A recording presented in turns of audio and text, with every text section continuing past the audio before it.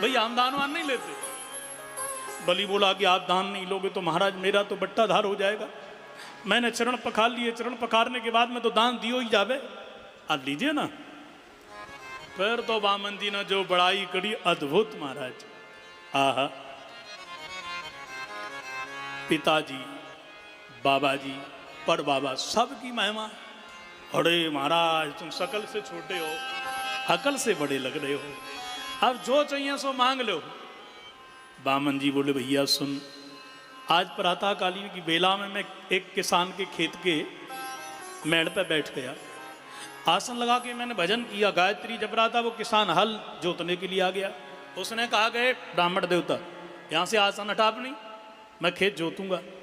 मैंने कहा भैया 2 घंटे भजन करने दे, माला जप रहा हूँ, आसन जहाँ लग गई बात कुछ शिकाय हो ना जाए। पर बा किसान ने मेरी मेड़ पे का दूर भी आसन ना लगने दी। नहीं, मैंने आज विचार की नो कि यदि हमारे पुरखों की 3 पैर धरती होती तो आसन लगा के भजन तो कर ही लेते। इसलिए देना चाहते हो तो पदानी त्रीणी दैत्येंद्र संमितानी पदामम, मेरे पैरों से नाप करके आप मुझे 3 पैर धरती दे दो बस। बोली बोला राम राम, बहुत पढ़ा लिखा लग रहा था, पर जब मांगा तब तो बिल्कुल ही बेकार। 3 पैर धरती, अरे 3 बीघा मांगते, 300 बीघा मांगते, 3000 बीघा मांगते, 3 लाख बीघा मांगते। बामन जी बोले पहले इसको ही दे के देख लो ना।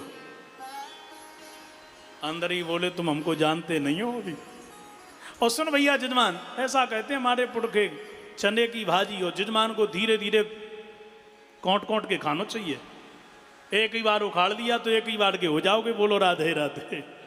अरे जोर से बोलो ना थोड़ा, श्री राधे। अच्छा दिया महाराज। बामन जी बोले सुनो, देने लेने की बात लिखतम पढ़तम पक्की होना चाहिए। तूने दिया, हमने बाप चबूतरा बनाया, मंदिर बनाया, भजन किया, सिद्ध पीठ बन गई। और तेरे बच्चे, बच्चे के बच्चे, नाती पोता झगड़ गए, दावा ठोक दिया ये हमारी धरती है। तो मंदिर मस्जिद की लड़ाई हो गई प्रारंभ के, नहीं हो गई। इसलिए पक्का काम लिखतम पढ़तम पक्की होना चाहिए। हम ब्राह्मणों की, साधुओं की लिखतम पढ़तम है संकल्प, वो हाथ में जल लो, संकल्प करो। जो संकल्प की बात गुरु जी ने सुनी, बड़े बड़े विद्वान संकल्प नहीं जानते, छोड़ा संकल्प कैसे जाने। सो तुरंत ध्यान किया, और जो ध्यान किया 4 भुजा के मुरारी खड़े हैं। अरे राम राम राम, ठग गया नंबर 1। सुन बलित कुआ, ये कोई ब्राह्मण नहीं है, नंबर 1 का ठगिया है। एस बैरोचने साक्षात भगवान विष्णुरव्ययः कश्यपादिते। अरे बोले गुरुजी अब तो मैंने कहा, अरे बोले गुरुजी अब तो मैंने कहा, दुकान में आमंदानी भाई नहीं, कहां से तू कह रही है जो लेकर के आऊं। देखो भतीजे की शादी है, 1 लाख रुपए तो देना ही पड़ेगा। और अब की बार तो घाटा चला गया, कैसे दूंगा, कम में काम चलाओ ना। देखो भाई बात यह है कि पत्नी का है 1 लाख की साड़ी लाओ, और जेब में पैसा है नहीं, तो कह दो कि भाई अब 3 बार घाटा हो गया, और जब भी मैं शहर जाऊंगा लेकर के आऊंगा, निश्चिंत रहो। जेब में यदि ताकत है तो ले आओ, नहीं है तो कहने से काम चलेगा, ठीक है ना। नर्म माने हास्य परिहास। विवाह करने वाले में थोड़ी बहुत झूठ बोलते ही हैं लोग, और वृत्ति में, दुकानदारी में यदि आपने कह दिया सेठ जी चीनी क्या भाव है, अब हमको तो पता है नहीं, सही सही बता दें, पर हम तो वैसे ही कह रहे हैं, मानो क्या भाव है हमको ये भी आइडिया नहीं।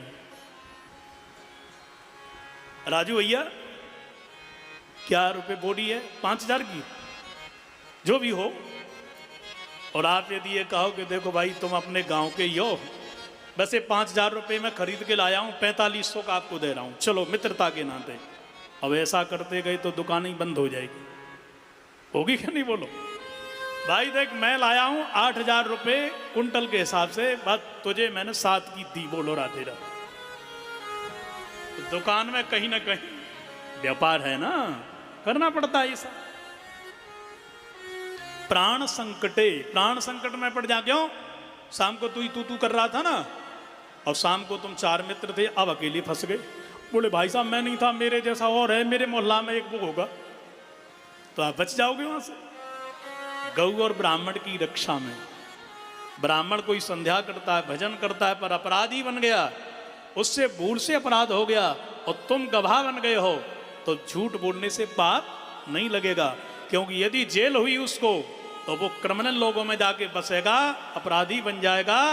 और यदि कहीं तुमने गवाह दे दी झूठी, बच जाएगा, वो अपने सत्कर्म में लग जाएगा। गैया की रक्षा में कसाई पीछे पड़ा, गाय देखी आपने? बोले मैंने नहीं देखी भाई, इतको गई है, और गई इधर को है, तो आपने झूठ बोली, गैया की रक्षा हो गई।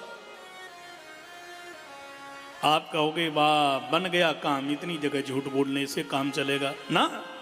ये असुरों की चर्चा है। असुरपति बलि से गुरु शुक्राचार्य जी कह रहे हैं, हम मानवों का धर्म है सत्यम ब्रूयात प्रियम ब्रूयात न ब्रूयात सत्यम प्रियम। सत्य बोलो, झूठ ना बोलिए। प्रेम से बोलो श्री राधे श्री राधे। धाराम न दूसर सत्य समान। गाइए सत्य समान।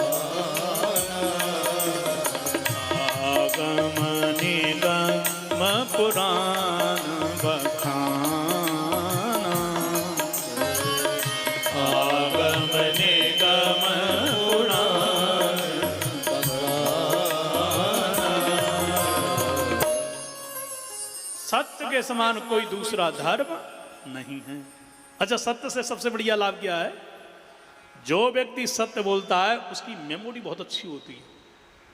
झूठ बोलोगे ना, तो एक वकील साहब पूरे परिवार को पढ़ाता है, तुमको ये बयान देना है, तुमको ये देना है, तुमको ये देना है, और चूक हो गई तो क्रॉस बयान हो गया तो केस गया।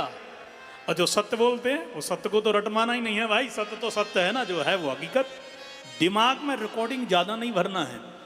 आपके मोबाइल की मेमोरी यदि कम है तो हैक नहीं होगा वो। जब ज़्यादा भरते जाओगे, टाटा है केवल 2 GB का, और कोशिश करोगे 2 से ज़्यादा की, तो वो लोग गड़बड़ होगा कि नहीं होगा? तो ये जो डाटा है हमारे दिमाग का, हमारे दिल का, उसमें ज़्यादा संसार के ये सब भरोगे, इधर की झूठ उधर की सांची, उधर का लगाना उधर का बिढ़ाना, तो बुद्धि खराब हो जाएगी। बोलो राधे राधे। अरे जोर से बोलो ना, श्री राधे। सत्य बोलो। श्री वृंदावन बिहारी लाल की जय।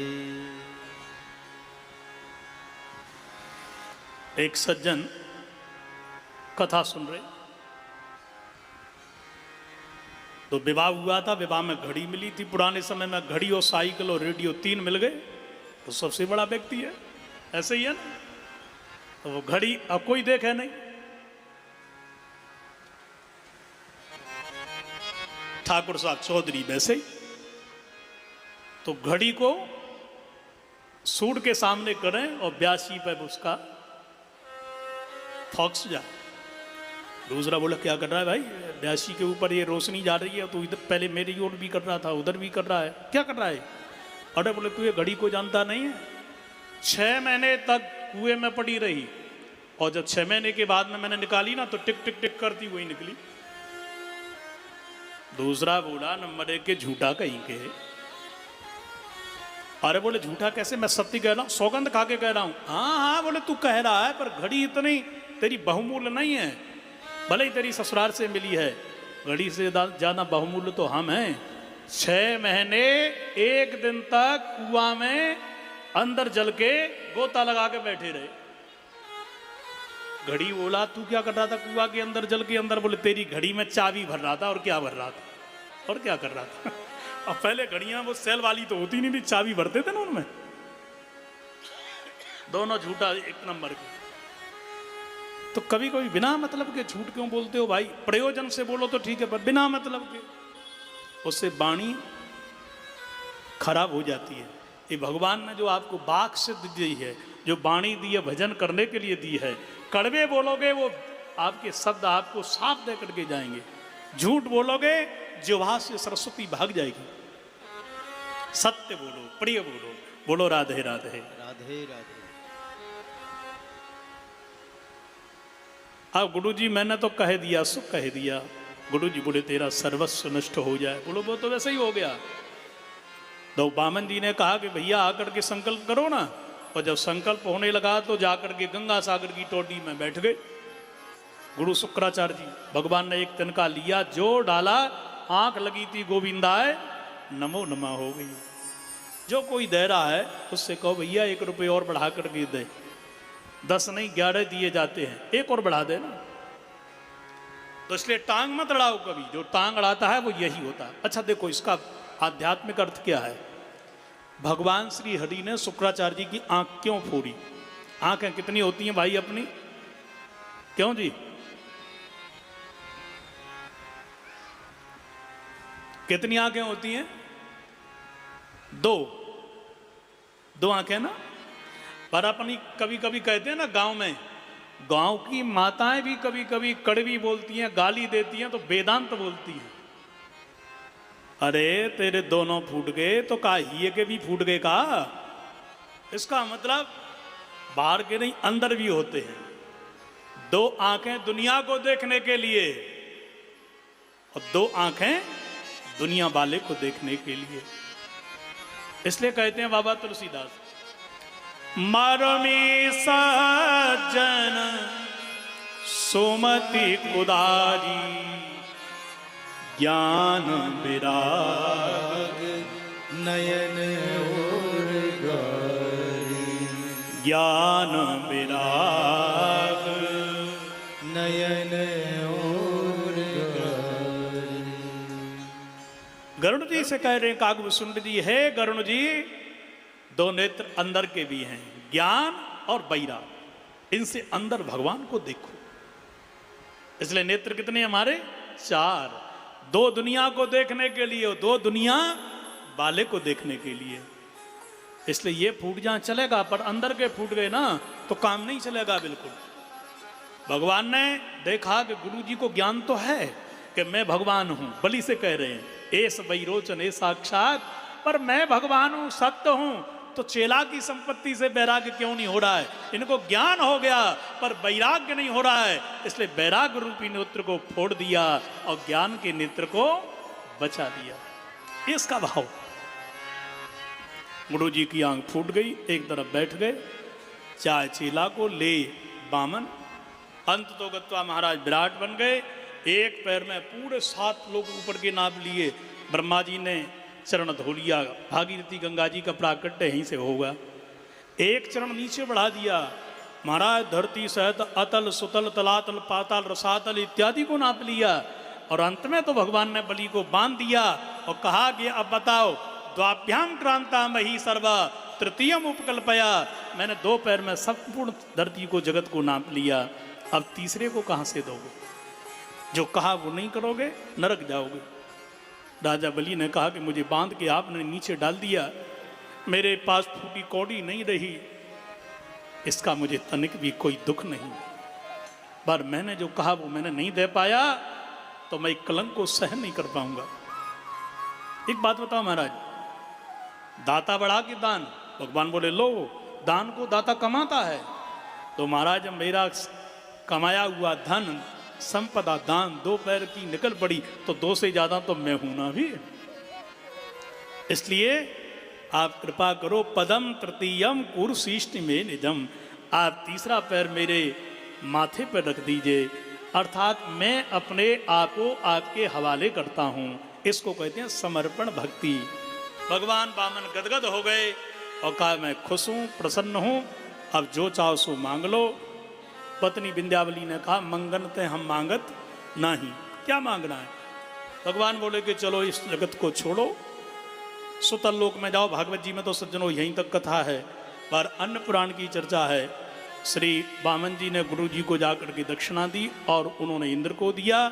इंद्र राजा बन गया, नीचे बलि गया और वामन दरवाजे का भवन बना करके ठाकुर जी को वामन रूपों में वहाँ जा करके पहरा देना पड़ा।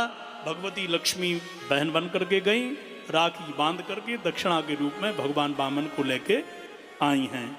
और तब भगवान के पास में बलि रोने लगा कि आपके बिना मैं रह नहीं पाऊंगा, मैंने हृदय से मैंने आपसे प्रेम किया है, मेरे सर्वस्व हैं आप। भगवान ने कहा आज हम जा रहे हैं तो शंकर बाबा को बुला लेते हैं।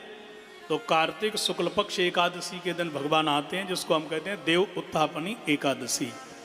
और उस दिन शंकर भगवान पहुंचते हैं, शिवरात्रि के दिन आते हैं, तो हम ये उत्सव मनाते हैं। कदाचित कहीं कहीं शिवरात्रि के दिन लोग गौरी पार्वती मैया और शंकर जी का विवाह मनाने लगे हैं, जो अशास्त्रीय है और ये शास्त्र की दृष्टि से ठीक नहीं है।